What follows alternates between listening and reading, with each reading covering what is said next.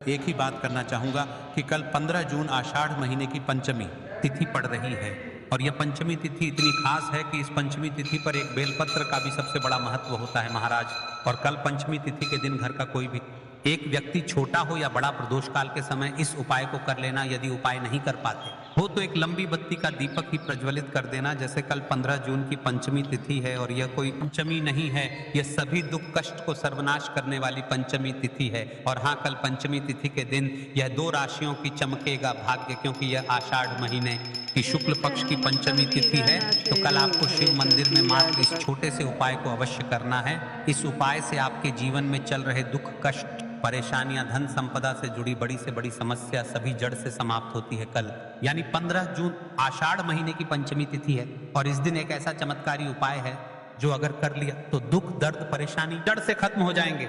घर का कोई एक व्यक्ति कल प्रदोष काल में एक हल्दी वाला दीपक जलाए, बस इतना सा उपाय, और फिर देखो कैसे किस्मत खुद दरवाजा खटखटाती है। ये पंचमी तिथि कोई साधारण दिन नहीं है, ये दिन मनोकामना सिद्धि का दिन है और हल्दी दीपक का ये छोटा सा उपाय बहुत बड़ा चमत्कार कर सकता है। बस आपको चाहिए एक मिट्टी का छोटा दीपक, थोड़ा सा देसी घी, रुई की बाती और थोड़ी सी हल्दी। प्रदोष काल में भगवान विष्णु या माता लक्ष्मी के सामने दीपक जलाएं और अपनी मनोकामना मन ही मन बोलें। तो कल के दिन 15 जून को ये एक हल्दी का दीपक वाला उपाय जरूर कर लेना, क्योंकि ये दिन बार बार नहीं आता। और ध्यान रखना, कल की पंचमी तिथि 2 राशियों के लिए तो भाग्य बदलने वाली है।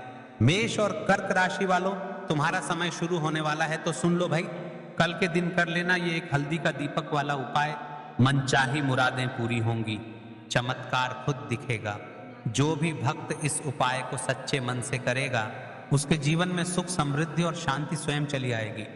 कि आपको उपाय को तो करना ही है, लेकिन सच्चे मन और सच्ची भावना से करना है, क्योंकि यह कोई छोटे मोटे उपाय नहीं है। एक हल्दी का दीपक का उपाय, ये हल्दी जिससे सारे शुभ कार्य होते हैं। और दीपक आप यदि प्रज्वलित करते हैं तो आपके अंधेरे वाले दिनों को चमका देगा।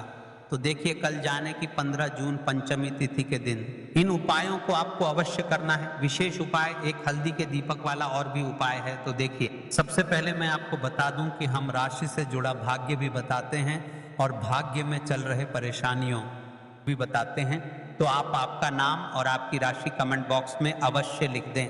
हम आपकी राशि से जुड़ा भाग्य भी बताएंगे और आपको यह भी बताएंगे कि आपकी राशि में कौन से दोष चल रहे हैं जिससे आपके कार्य अट रहे हैं। आप कोई सा भी कार्य करने जा रहे हैं, वहां पर शत्रु आ जा रहे हैं या फिर कोई ना कोई दुर्घटना होती जा रही है। तो आपको पंचमी तिथि के दिन प्रदोष काल में या फिर सुबह के समय इन उपायों में से कोई सा एक उपाय अवश्य करना है, विशेषकर एक हल्दी के दीपक वाला उपाय।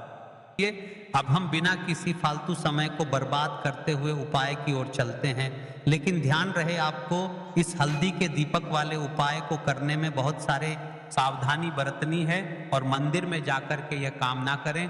ओ जी एक बेलपत्र देना, ओ जी थोड़ा सा जल देना, आधा लौटा। मंदिर में जाकर शिव जी को यह नहीं दर्शन है कि आप उपाय विधि करने के लिए आए हैं, आप उनसे मांगने के लिए आए हैं, क्योंकि सिर्फ तो भोले भाले हैं और वह जो भी देते हैं वह अपनी स्वेच्छा से देते हैं। तो चलिए उपाय की ओर चलते हैं। तो चलिए अब हम अपने सबसे पहले उपाय की बात कर लेते हैं। देखो, इस उपाय को आप सुबह से लेकर शाम तक कर सकते हैं। तो चलिए बढ़ते हैं उपाय की ओर। देखिए, इसके लिए आपको क्या करना है, एक काली मिर्च लेनी है। देखो ध्यान से समझना, एक काली मिर्च लेनी है और ध्यान देना है कि काली मिर्च कहीं से भी खंडित नहीं होनी चाहिए। फिर इसके बाद आपको लेना है एक गोल बाती का दीपक। देखिए, दीपक आप चाहे तो माटी का ले लें और यदि आपके पास माटी का दीपक नहीं है तो आप ये दीपक शुद्ध आटा के एक दीपक बना सकते हैं। बस आपको ध्यान देना है कि उस आटे में आपको नमक या हल्दी का प्रयोग नहीं करना है, ठीक है। तो आप एक बढ़िया सा दीपक बना लें और उस दीपक में गोल बाती लगा के उस दीपक में आपको घी भरना है। देखो, गाय का शुद्ध घी आपको उस दीपक में भरना है। अब क्या करना है, आपको इन दोनों चीजों को लेकर चले जाना है बेलपत्र के पेड़ के पास।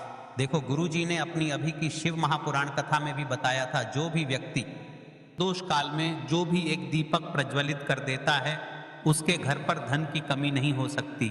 देखो, यदि आपके घर के आसपास कहीं बेलपत्र का पेड़ नहीं है या घर से काफी दूर पड़ता है और आप जा नहीं सकते, तो आगे हम ये भी बताएंगे कि कैसे इस उपाय को करना है। अगर बेलपत्र वृक्ष ना हो तो देखो अब आपको प्रदोष काल में इन दोनों चीजों को लेकर चले जाए। बेलपत्र के पेड़ के पास में अब क्या करना है, सबसे पहले आपको उत्तर दिशा की ओर मुंह करके आपको खड़े हो जाना है। जो आप दीपक लेकर गए हैं उससे आपको बेलपत्र की जड़ में प्रज्वलित करना है।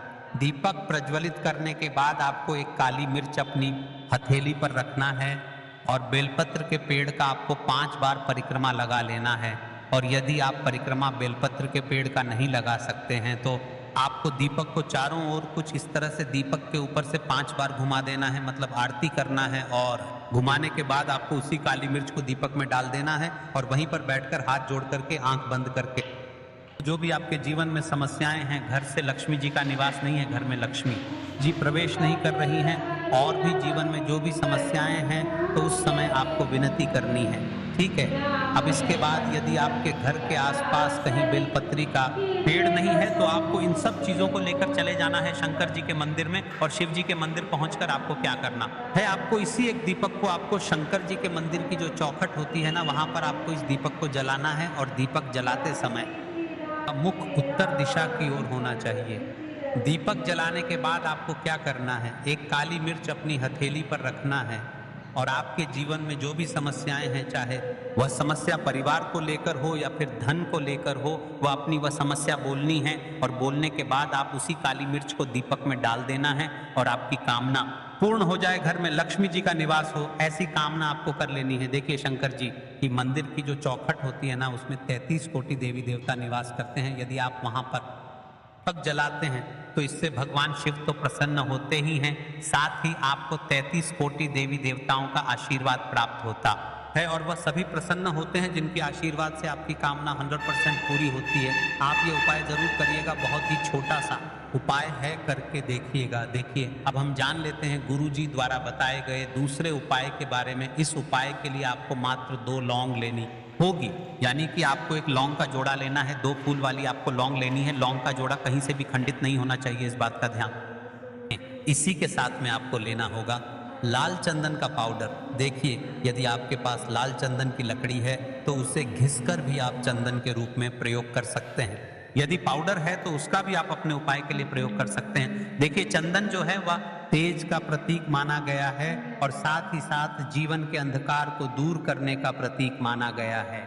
अब इसी के साथ में आपको मात्र एक तांबे के पात्र के अंदर शुद्ध जल लेना होगा अपने घर से। अब दोस्तों ये तीनों सामग्री लेकर के सीधे आपको पहुंच जाना होगा शिव के मंदिर में। देखिए इसी के साथ में आपको एक गोल बाती का दीपक भी लेना होगा। दीपक आप मिट्टी का भी ले सकते हैं, शुद्ध घाटा मढ़कर उसका भी तैयार कर सकते हैं। और दीपक में आपको शुद्ध घी का प्रयोग करना है। लेकिन जैसे ही आप इन सभी सामग्रियों को मंदिर में लेकर के पहुंचेंगे, मंदिर में जैसे ही आप चौखट के वहां पर पहुंचेंगे तो मंदिर की चौखट के सीधी तरफ आप जो अपने साथ एक गोल बाती का दीपक लेकर के आए हैं उसे आपको सबसे पहले तो प्रज्वलित कर देना है। यानी कि जैसे ही आप मंदिर की चौखट के वहां प्रवेश करते हैं तो उसके सीधी तरफ आपको ये गोल बाती का दीपक प्रज्वलित कर देना है। अब देखिए जैसे ही आप ये दीपक प्रज्वलित करेंगे तो आपकी जो भी मनोकामना है उससे आपको बोल देना है। आप इस दीपक को इस प्रकार से प्रज्वलित करने के बाद इन सभी सामग्रियों